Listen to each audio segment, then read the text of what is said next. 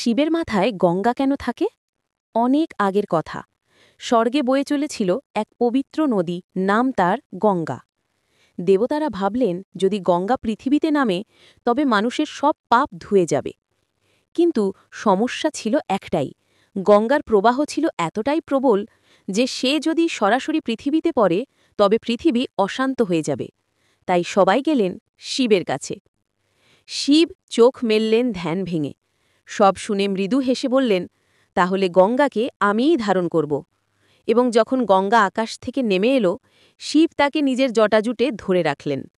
তার ঘন চুলে আটকে গিয়ে গঙ্গার প্রবল স্রোত শান্ত হল। তারপর ধীরে ধীরে গঙ্গাকে তিনি পৃথিবীর বুকে নামিয়ে দিলেন। সেই দিন থেকেই গঙ্গা শুধু একটি নদী নয়, সে হল শিবের আশীর্বাদের এক ধারাবাহিক স্রোত। আর তাই আজও শিবের মাথায় দেখা যায় গঙ্গা, কারণ তিনিই পারেন সমস্ত শক্তিকে শান্তিতে রূপ দিতে। ভিডিওটি ভালো লাগলে চ্যানেলটি সাবস্ক্রাইব করুন।